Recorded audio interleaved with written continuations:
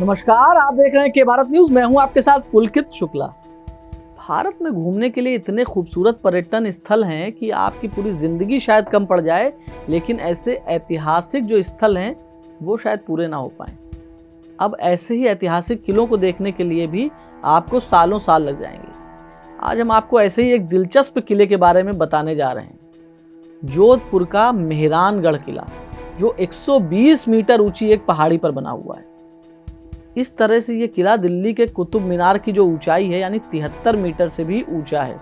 किले के परिसर में ही सती माता का मंदिर भी है। जोधपुर का मेहरानगढ़ दुर्ग एक चट्टानी पहाड़ी को घेरता है, जो आसपास के मैदान से करीब 400 फीट ऊपर उठती है और दोनों को आदेश देती है और परिदृश्य के साथ पिघलती भी है। राजस्थान के सबसे बड़े किलों में से एक, इसमें कुछ सुंदर महल भी हैं और इसके संग्रहालयों में भारतीय दरबारी जीवन के कई अनमोल अवशेष भी मौजूद हैं। किले की दीवारों की जो परिधि है उसकी बात करें तो 10 किलोमीटर तक फैली हुई है। इनकी ऊंचाई 20 फुट से 120 फुट तक तथा चौड़ाई 12 फुट से 70 फुट तक के बीच में है। इसके परकोटे में दुर्गम रास्तों वाले रास्तों वाले 7 आरक्षित दुर्ग भी बने हुए थे। किले के अंदर कई भव्य महल, अद्भुत नक्काशीदार दरवाजे, जालीदार खिड़कियां भी हैं। इस किले के भीतर बहुत से बेहतरीन चित्रित और सजे हुए महल हैं, जिनमें मोती महल, फूल महल, शीश महल, सिले खाना और दौलत खाने का समावेश है। साथ ही किले के म्यूजियम में पालकियों, पोशाकों, संगीत वाद्य, शाही पालनों और फर्नीचर को जमा किया हुआ है।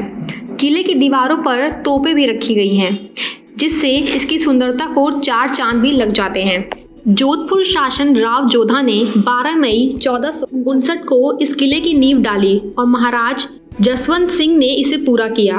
यानी इस किले का इतिहास 500 साल पुराना है। इस किले में कुल 7 दरवाजे हैं। जयपोल, इसका निर्माण महाराजा मान सिंह ने 1806 में जयपुर और बीकानेपुर पर स्थित युद्ध में मिली जीत की खुशी में किया था। फतेहपोल, इसका निर्माण 1707 में मुगलों पर मिली जीत की खुशी में किया गया।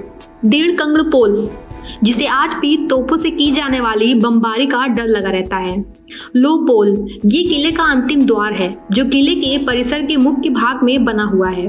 इसके बाईं तरफ की रानियों के हाथों के निशान हैं, जिन्होंने 1843 में अपने पति महाराजा मान सिंह के अंतिम संस्कार में खुद को कुर्बान कर दिया था। 1965 में भारत पाक युद्ध के दौरान सबसे पहले मेहरानगढ़ किले को ही टारगेट किया गया था, लेकिन माना जाता है कि माता की कृपा से यहाँ पर किसी का भी बाल भी बाका नहीं हुआ। यह किले की चोटी से पाकिस्तान की सीमा भी दिखती है।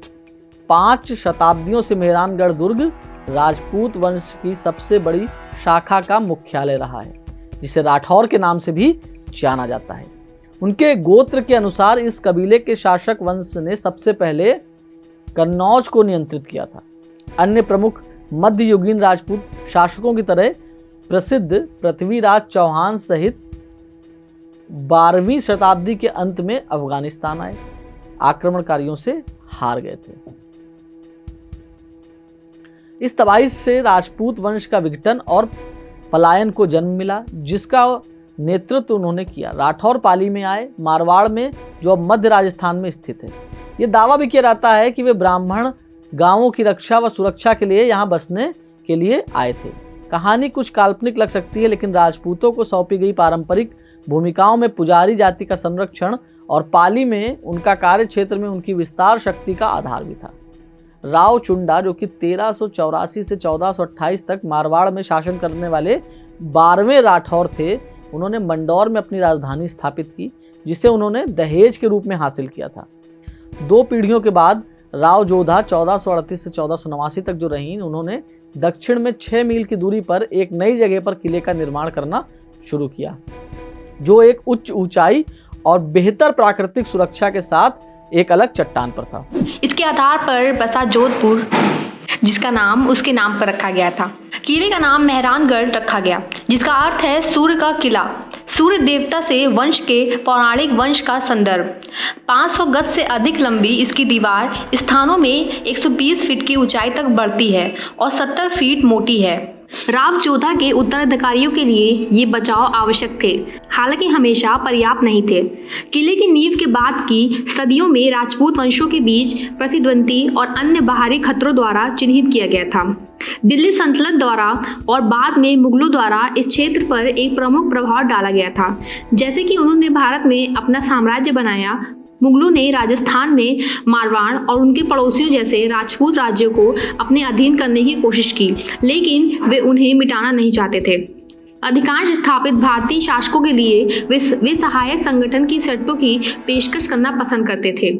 साम्राज्य की सेवा करें, उन्होंने कहा, और आप अपनी पैतृक भूमि पर नियंत्रण बनाए रख सकते हैं। 1581 से 1678 के बीच मारवाड़ में शासकों की 4 पीढ़ी ने इस चुनौती को स्वीकार किया और वफादार सहयोगी बने और साम्राज्य के सामंती प्रमुखों के प्रभाव में रहे। लेकिन इस चरण से पहले और बाद के दशकों तक मुगलों के साथ समझ टूट गई। जोधपुर शहर और किले को उखाड़ फेंका गया और राठौड़ों को अपने ही राज्य से गोरिल्ला शैली के प्रतिरोध के लिए कम कर दिया गया। इससे यह आसान नहीं हुआ कि जयपुर और बीकानेर जैसे सीमावर्ती राजपूत राज्यों के साथ उनके संबंध भी स्थिर हो गए। उन अस्थिर समय में मीरानगढ़ जैसा किला एक महान शक्ति और प्रतिष्ठा का उद्देश्य था। आज के शब्दों में ये एक विमान वाहक के मालिक की तरह होगा। इसके उपयोग शायद कुछ अधिक विविध में थे। ये सिर्फ एक सैन्य अड्डा नहीं था, बल्कि शासकों और उनकी पत्नियों के लिए एक महल भी था, कला, संगीत, साहित्य के संरक्षण का केंद्र और उनके कई मंदिरों के साथ यहाँ पूजा स्थल भी था। इन विविध उपयोगों के भीतर कई इमारतों में परिलक्षित होते हैं। राठौड़ वंश के वर्तमान प्रमुख और किले के संरक्षक महाराजा गज सिंह द्वितीय ने इमारतों को संरक्षित किया और संग्रहालय को अपने पूर्ववर्तियों के जीवन के रिकॉर्ड के रूप में विकसित किया।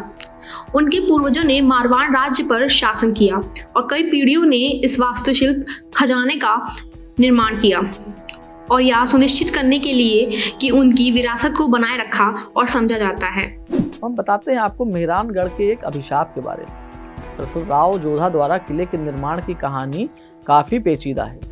किले की नींव सन 1459 में राव जोधा द्वारा राठौरों की तत्कालीन राजधानी मंडोर के दक्षिण में लगभग 9 किलोमीटर की दूरी पर स्थित बखूरचिड़िया नाम की एक चट्टानी पहाड़ी पर रखी गई थी। एक किंवदंती के अनुसार किले का निर्माण करने के लिए राव जोधा को पहाड़ी के एकमात्र मानव रहने वाले यानी चेरामनिया नाथ जी पक्षियों के स्वामी नामक एक उपदेशक को विस्थापित करना पड़ा था।